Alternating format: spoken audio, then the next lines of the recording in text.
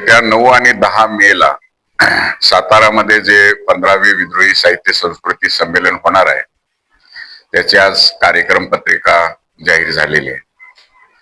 या कार्यक्रम पत्रिकेमध्ये भरगच्च असं वेळापत्रक झालेलं आहे। बौद्धिक चर्चा, काही सादरीकरण, विशेषतः या कार्यक्रम पत्रिकेमध्ये या वेळेला 75% वेळ हा सादरीकरण आणि चर्चेवर आहे आणि बौद्धिक चर्चेला 25% वेळ दिलेला आहे। कारण जे कलाकार आज महाराष्ट्रभर विद्रोही सांस्कृतिक चळवळीचा वारसा घेऊन सादरीकरण करतायत त्यांच्या सादरीकरणाबद्दल चर्चा होणं आणि एक नवी दिशा निर्माण होणं हे अपेक्षित आहे। दर साहित्य संमेलनाप्रमाणे मिरवणूक होणार आहे आणि मिरवणुकीमध्ये प्रति सरकार आणि सातारचे प्रतापसिंह महाराज आणि शाहू महाराज यांच्या सोबतचं नातं सांगणारे चित्ररथ असणार आहेत। त्याचबरोबर महाराष्ट्रभरातून मोठ्या संख्येने कलावंत, कवी, साहित्यिक, चित्रकार, शिल्पकार हे पण मोठ्या संख्येने सहभागी होणार आहेत। आमची अपेक्षा आहे की किमान 2000 लोक तरी या साहित्य संमेलनामध्ये कायमपणे चर्चेत सहभागी राहतील। यावेळी आम्हाला सादरीकरणांच्यामुळं 2 स्टेज करावे लागणार आहे।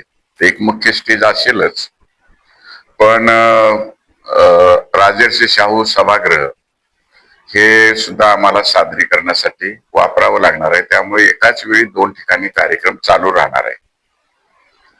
यावेळच्या कार्यक्रमामध्ये 2 मोठी नाटकं ज्याने छत्रपती शिवाजी महाराज आणि रयतेच्या राज्याचा खरा इतिहास महाराष्ट्रातल्या बहुजन समाजापर्यंत पोहोचवायचा प्रयत्न सुरू केलेला आहे। ही 2 मोठी नाटकं सादरीकरणाला आहेत।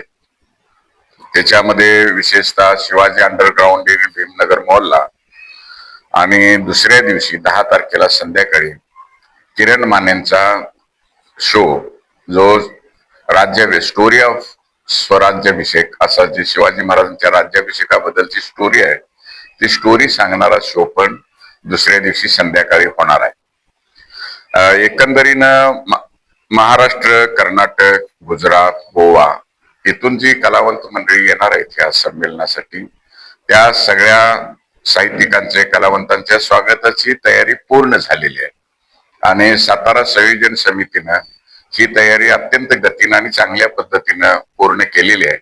त्यामुळे हे संमेलन खूप चांगल्या पद्धतीने यशस्वी होईल याची आम्हाला खात्री झाली।